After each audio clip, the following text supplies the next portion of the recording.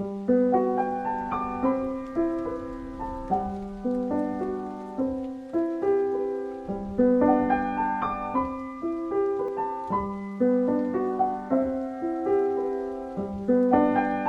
Hind everyone. I, Swarna Muzumdar, Assistant Professor in Electronics and Communication Department of Ajay Kumar Garg Engineering College, welcomes you on a lecture on instruction format of 8085. 8085 is a microprocessor and it is used to perform some task. Now, how this microprocessor will perform the task? So, to give an instruction, that is what we can say, there is a command which is given to the microprocessor. Like if I have to perform some arithmetic operation, then I will give a command to add two numbers. So that is the instruction. Now the instruction when we are giving to 8085, we have to first discuss about the format, in which format we are going to write the instruction. So, the elements of instruction, each instruction must have an operation code. So, earlier also we have discussed this, but when I say an instruction,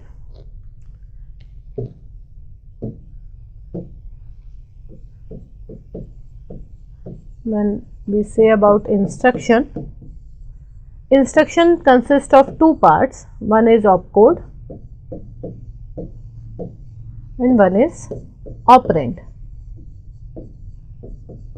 So, opcode, that is operation code. This code or this field in the instruction specify which type of operation has to be performed by 8085. So, the operation specified is for us, that is for programmer, the operation may be add, subtraction, we write in this way. But machine will not understood, that is machine means 8085 will not understood what this add means. So, this add has to be specified in terms of binary code. So, each instruction, whenever we write some instruction, this instruction we write in, we can say assembly language or mnemonics form. It consists of mnemonics and some data or some 8-bit or 16-bit information. So, it is a combination. So, this type of language we can say it as assembly language.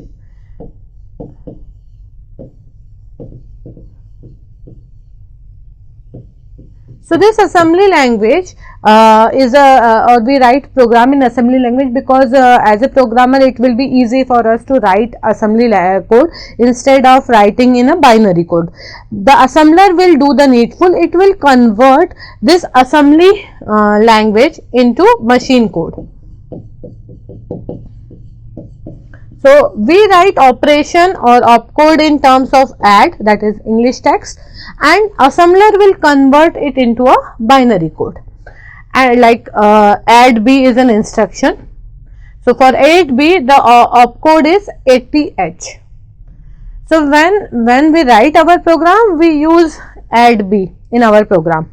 When we give this program to assembler, that hex file, it will generate a hex file, and that hex file will replace this add B by 80.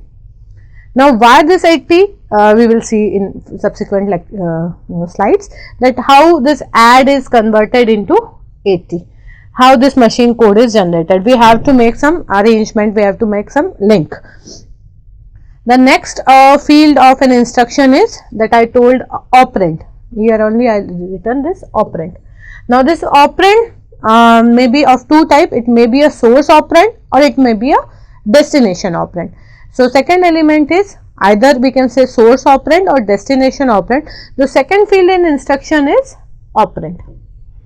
This operand will specify like in instruction, if we specify operand, it means we specify the location from where we have to take the data, or we immediately specify the data in the instruction itself. So, either this operand or data is specified in the instruction, or we specify the location from where we have to pick this data. So, like in this instruction, move A comma B, B is the register as a source operand, and A is considered as a register as destination operand. So what this instruction will ask microprocessor to perform? So whenever this move A comma B instruction is written in a program, the opcode which is generated for this move A comma B, this opcode will ask microprocessor to copy the content from B register to A register. And both these registers are inside the microprocessor 8085, that are the B is a general purpose register and A is an accumulator. So microprocessor don't need to go to the memory after this instruction, because everything is inside that microprocessor only. It has to just copy. So here move is written, but it is a copy instruction. Now the source operand is the operand. We can say the source operand may be a register or maybe a memory. Okay, many times the instruction format of 8085 specify the address of source operand, so that the operand can be accessed and operated by 8085 according to the instruction. So for example, if this instruction add m, that is add m, in this case, in this instruction we had not specified the address. Here microprocessor will consider this m as a memory location, and the address of this memory location is taken by HL pair. So indirectly we ask microprocessor to first read the content of HL pair, consider that as an address of a memory location, go to that memory location, that address, and then pick the data from that particular memory location and add with the content of accumulator. So after this add m instruction, microprocessor will perform the addition between A plus m, and the result will be stored in the accumulator only. So in this case, the source operand, the data which we are taking is given from the HL pair location. Now in case of destination, the operation executed by 8085 may produce result. So whenever we say the destination operand, the result is stored in the destination operand. So for example, in case of add m, the destination operand is accumulator. For each and every arithmetic and logical operation, the destination address, like in addition, subtraction, the destination is default accumulator, except increment and decrement instruction. In case of increment, we specify the register INR, R, or we can say /m. R stands for register, and M always specify the memory. And in 8085, M, whenever we use M as a alphabet, then it means memory, and the address of that particular memory location is specified by HL pair. So that this you have to keep this in mind, that whenever we use the letter M, like in this increment M, so which memory location? So always microprocessor will go to the content of register pair and then take the data from that location, increment it, because we have written increment, so increment it and then store the result in the memory, that particular memory location only. The content of HL pair is not modified. Okay. So for example, if I say that initially, let's take an example. H and L pair, it is having a location 2030 in a memory. 2030 location content is 29. So when this instruction INR M is given to the microprocessor 8085, what will microprocessor will do?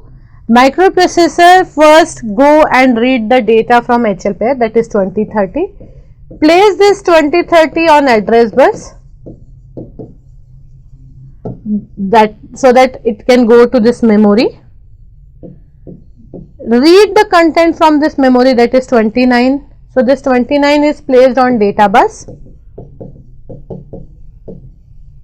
This 29 reached to microprocessor, and in microprocessor this 29 is incremented by 1, becomes 30, and now this 30 is replaced here. So 29 not 30 because it's an hexadecimal incrementation, so the result will be 2a, because in hexadecimal increment after 9 the next value next digit is a, it's not 10 in hexadecimal, so the result will be 2a. So this 29 is replaced by 2a. So the content of that particular memory location is replaced, and there will be no change in this HL pair. Now there is another, like I told, there is the first element is opcode, next is operand. Okay, but in some instruction the first element is opcode and second element is the address. Whenever we say address, it is a 16-bit data or 16-bit operand.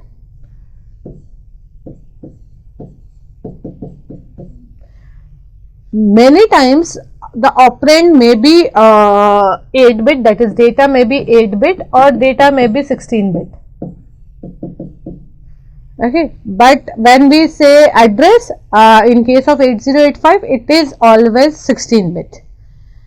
So what is this next instruction address? Actually, in case of branch instruction, we have to specify the location where we ask microprocessor to jump or to move. That, for example, microprocessor is performing some task, and at this point we want that it has to shift to some other location.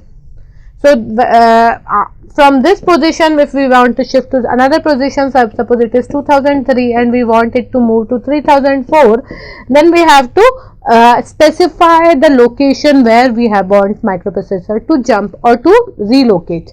Okay, so for example, in 8085, suppose in instruction increment B, and it is followed with JMP 2000. So first microprocessor will perform this increment B, and then when it is going to perform this JMP 2000, it means microprocessor the content of program counter is modified and it will change to 2000. So just we will take an example to understood this how it is going. Suppose at location 3000 instruction is written INR B, and 3001 location the instruction is written JMP 2000. So when this program is executed by microprocessor, so PC, that is program counter, is pointing to 3000. So increment B, the opcode is fetched, and this the corresponding opcode is stored in instruction register, that is IR, and this instruction is executed. By the time this instruction is executed, the content of PC is pointing to 3001. Now in 3001 the instruction is written jump 2000. Now when microprocessor is first fetch this opcode, and then it will fetch from 3002, that is 00, and 3003 it will fetch 20. So microprocessor is that program counter is pointing to 3003 and microprocessor is reading this data 20, and when microprocessor is reading that data 20, by the time program counter is pointing to 3004. But as the jump instructions suggest microprocessor that now instead of executing the instruction written at 3004, it has to perform or execute the instruction which is written at 2000 location. Suppose at 2000 location we had written an instruction move B comma A, and at 3004 the instruction is move C comma A. So microprocessor will jump from this 3000, it will not execute this move C comma A instruction. Microprocessor will jump to this location and it will perform this operation. Okay, so in this case this instruction consists of the next address.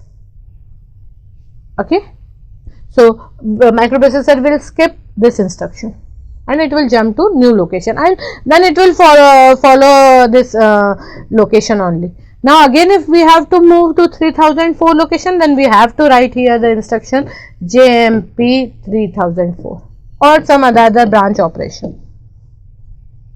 Okay, so as I told you about the elements, the first element is opcode, second may be a operand or a next address.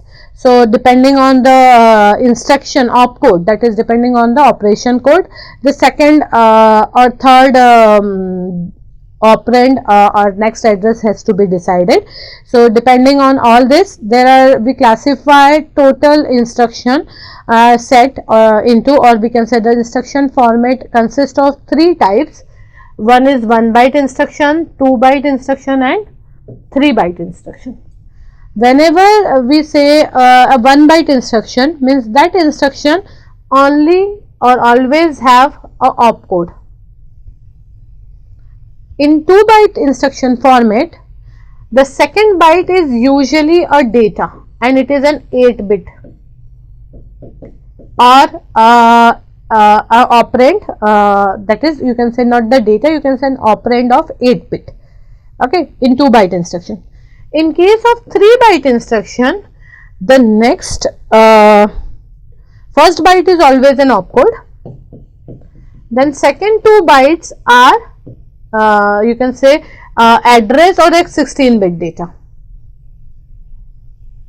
Okay, so let's take the let's see the example for all these instructions. That first instruction format, first byte, that only opcode, which instruction lies in this format. So we can say that 8085 has 8085 has 74 instruction in all. And why this 74? We can say because the size of instruction register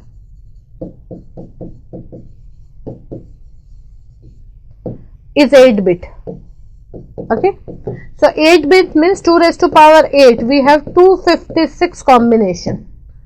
So out of these 256 combination, we can have 256 instructions. But I have told you that it is only 74 or 70 instructions, because there is some unique, that like add, like move, this is one instruction, and there are different variants of move instruction, whether we are copying a data from B to A.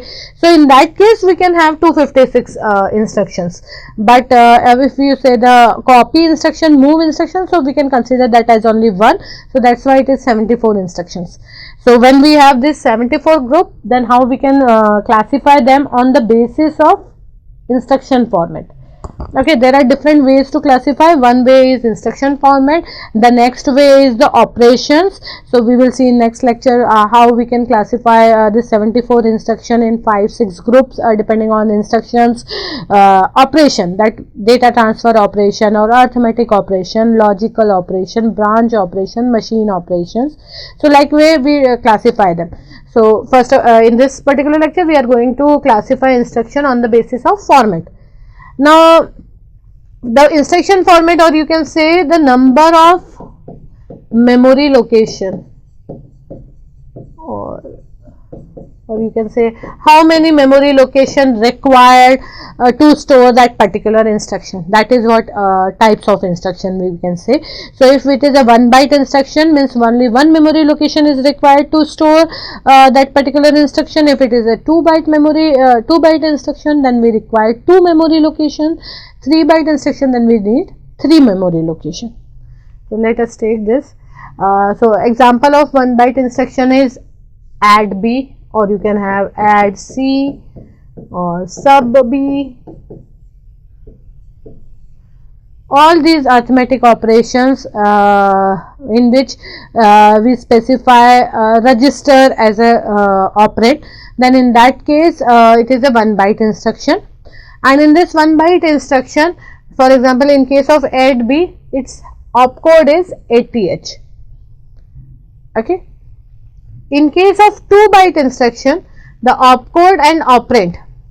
So the example of this 2 byte instruction is MVI 02. So the opcode for MVI is 3. So 2000 location, first the opcode is stored. This is the opcode. And then we have a operand, that is 02. There is one more example. Let's take that in 40H. Okay, this in instruction is used to read the data from input port. Okay, like keyboard or mouse we have connected at this input port and we have to read the data. So in that case, the opcode corresponding to in operation is stored here.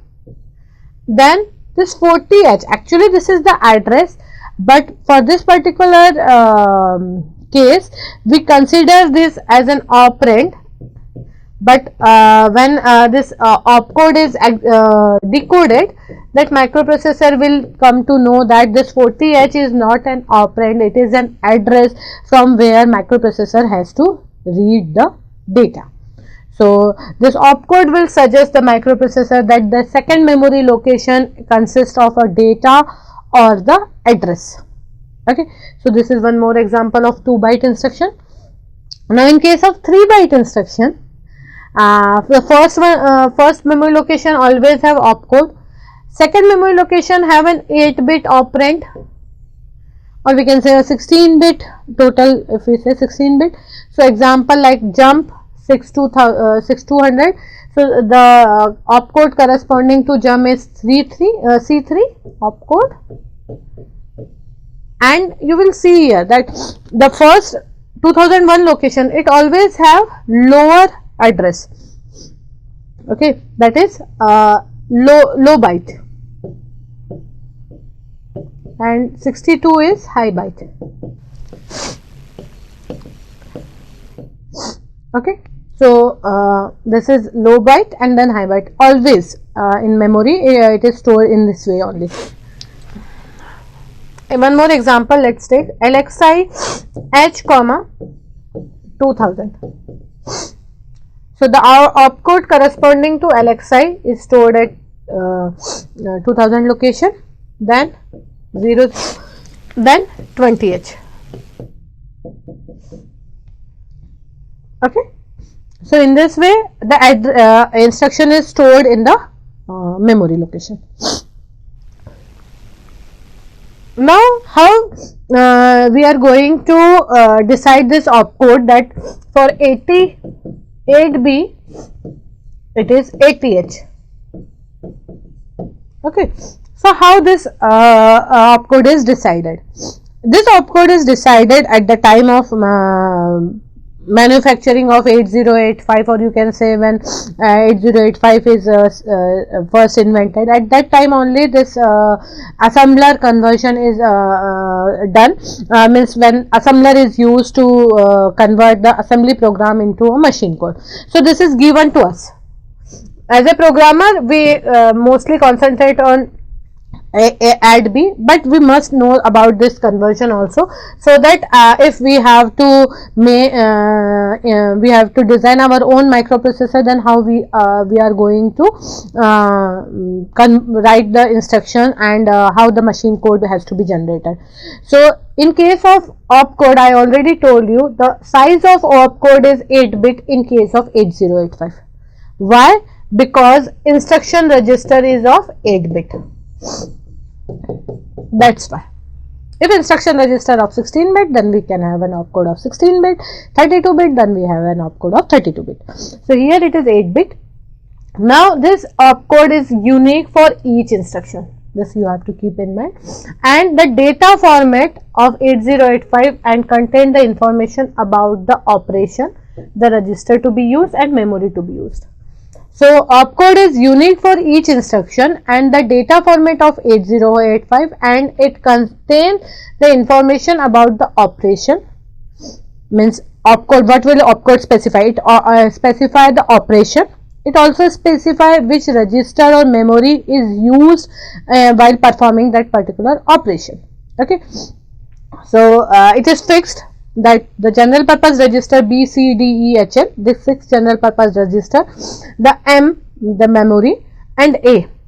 When we have to use, suppose here we are using B register, then in that case the machine code corresponding to B register is 000, corresponding to H 100, corresponding to A 111. So whenever we use accumulator, the machine code specified for A is 111. When this register, 6 general purpose registers, are considered as a pair register, to specify this 3 the accumulator, or you can say flag or stack pointer, in that case it is 11. HL is represented by 10, D is represented by 01, and BC is represented by 00. So in an instruction like DAD H, it is also 1 byte instruction, or DAD D. In this instruction, the content of HL pair is added with the content of HL pair itself. So here the H is not considered as 100. Here the address will be 10 only. Okay. Now where we use this opcode? Okay. So like MVI is an instruction, MVI R comma data. Okay, data may be data here, it may be any value from 00 to FF in hexadecimal. Okay, now we have to find the opcode for MVI R. Move immediately. R is the register. Okay, so this B7 and B6, this is the opcode, 8-bit opcode. In this, the most significant 2 bits specify the code for operation, like 00. 00 means microprocessor will know that it has to move immediately. For 01, it means it has to copy, that is copy the content between 2 registers. Then B5, B4 and B3, this specify the destination register, because always we have either destination as a register or a memory location. We don't have an immediate data as a destination. So the B5, B4, B3 specify the destination. Here we can write any of this value. Okay. Then the data. Actually 110 specify that this is it is an immediate addressing. So when we substitute here, suppose for example MVI B comma 34H. So the opcode for MVI B will be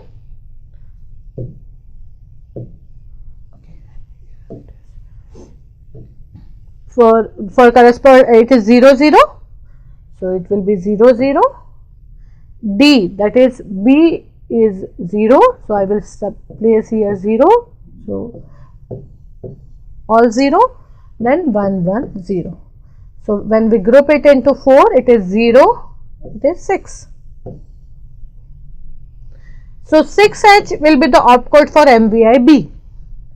If we go with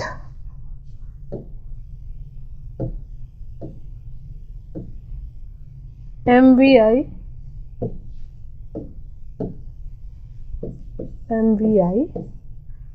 M comma 3AH.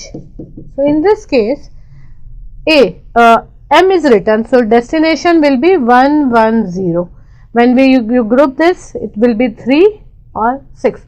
36H will be the opcode. Okay. Now, so correspondingly LXI RP. Here RP means register pair.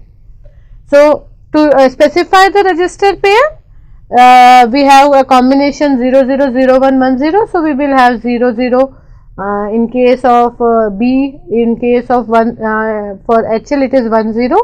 So if I write LXI B comma 3000H, then the opcode will be it will be 0, so 4001. In case of LXI H comma 4000, so corresponding to H it is 10. So